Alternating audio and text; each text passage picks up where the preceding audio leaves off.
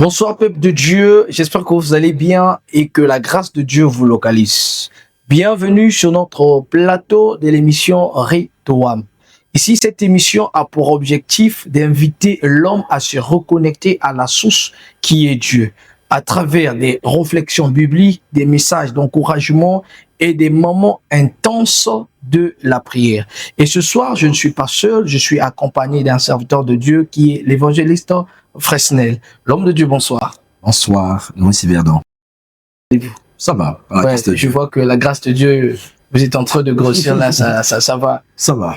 Ok. Alors, pourquoi notre émission s'intitule Retoam? Retoam veut dire tout simplement réveille ton âme. Alors, pourquoi on parle du réveil de l'âme et pourquoi l'homme doit réveiller son âme? Ici, nous pouvons voir le réveil selon le dictionnaire. Le réveil, c'est le passage de l'état de sommeil à l'état d'éveil. Et selon la religion, le réveil, c'est la renaissance de l'intérêt de Dieu ou encore la reconnaissance de la puissance et de la sainteté de Dieu. Et nous pouvons voir cela dans le livre de 1 Samuel 7, verset 4 jusqu'au verset 10. Ici, au temps du prophète Samuel, le peuple s'est détourné de Dieu pour adorer les dieux de Baal, les dieux d'Astarté. Et cela a eu pour conséquence qu'ils étaient devenus vulnérables. Ils étaient à la portée de l'ennemi qui était le peuple des Philistins. Et lorsque le peuple avait compris qu'ils avaient besoin de Dieu, ils ont fait recours à Samuel pour retourner à la source qui est Dieu. Et d'où nous pouvons parler en ce moment du réveil. Alors, l'homme de Dieu, qu'en pensez-vous de cette réflexion? Merci. Ici, l'évangéliste Yverdon vient de nous parler d'un texte biblique tiré de 1 Samuel 7, 4 à 10. Nous pouvons voir ce qui arrive à l'homme quand il s'éloigne de Dieu. Aujourd'hui, nous remarquons que l'homme est en train de s'éloigner de Dieu pour s'attacher au monde. Car le Seigneur nous a dit, nous sommes dans le monde, mais nous ne sommes pas du monde. Mais l'homme est devenu ami ou adorateur de l'argent, adorateur du travail. Nous sommes en train de mettre le Seigneur au second plan. Alors cela est en train de nous montrer comment notre moi intérieur est tué grâce aux actions de l'adoration, aux actions de l'homme qui est rentré dans le monde, qui est rentré dans les choses pour s'éloigner de Dieu. Alors, selon les propos de l'évangéliste Fresnel, nous comprenons que lorsque l'homme rentre dans l'adoration des choses du monde, nous faisons dormir notre moi intérieur qui est l'âme. Alors, c'est quoi l'âme? L'âme, c'est la partie non corporelle de l'homme, sinon la partie immatérielle de l'homme, qui se caractérise en 3 dimensions. Nous avons la dimension pensée, nous avons la dimension volonté et nous avons la dimension émotion.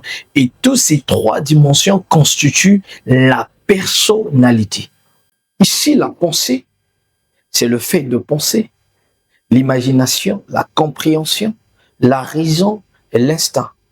La volonté, c'est la capacité de choisir et de prendre les décisions. Les émotions, ce sont des sentiments bons ou mauvais qui expriment l'homme. Alors, s'il faut que j'explique l'âme avec les mots plus simples, je vais prendre pour exemple le téléphone. S'il faut que je puisse le dire comme ça, vous voyez le téléphone. Le téléphone a l'âme, l'esprit et le corps. C'est juste un exemple. Je ne dis pas que le téléphone a l'esprit. Je ne dis pas que le téléphone a l'âme. Je ne dis pas que le téléphone a le corps. Mais c'est un exemple que je suis en train de prendre pour que quelqu'un puisse comprendre c'est quoi l'âme dans le corps de l'homme. S'il faut remplacer le corps de l'homme par le téléphone, alors on va dire que le corps, c'est le corps que vous voyez. Ça, c'est le corps. Et l'âme, c'est quoi? L'âme, c'est le circuit qui alimente le téléphone. L'esprit, c'est l'énergie, sinon la batterie. Vous voyez, pour que le téléphone s'allume, il faudrait qu'il y ait l'énergie, qui est l'esprit. Et l'esprit, il donne les informations, l'énergie au circuit. Donc, je parle de la carte mère. au circuit qui est l'âme. Donc, lorsque l'esprit donnera l'énergie au circuit qui est l'âme, et l'âme, à son tour, qu'est-ce qu'il fait? Il donne l'information au corps. Et vous voyez, mon écran s'allume. Pourquoi mon écran s'est allumé? Parce que la batterie a donné l'énergie à la carte mère qui est l'âme. Et là, à son tour, il donne l'information. Donc, le corps, sinon le corps ne subit que l'information, l'action de la carte mère qui est l'âme. Donc, le corps de l'homme subit, s'il faut le dire comme ça, subit ce que l'âme lui donne. Si ton âme est malade, cette maladie va impacter automatiquement sur ton corps. L'information que l'énergie va te donner, qui est l'esprit, et lorsque l'énergie arrivera à l'âme, par exemple un téléphone, si un téléphone par exemple a l'écran qui est cassé, lorsque la lumière va s'allumer, la lumière ne va pas s'allumer normalement. La lumière va s'allumer avec des fissures. Donc, c'est l'âme qui montre les fissures. C'est le circuit, comme je disais. C'est ce circuit-là qui montre les fissures. Donc, ce qui arrive, qu'est-ce qui arrive à l'homme lorsque son âme est touchée? Comme je l'ai dit, lorsque l'âme d'un homme est touchée, automatiquement, c'est le corps qui subit. Donc, je disais que lorsque l'âme d'un homme est impactée et touchée, et c'est le corps qui subit.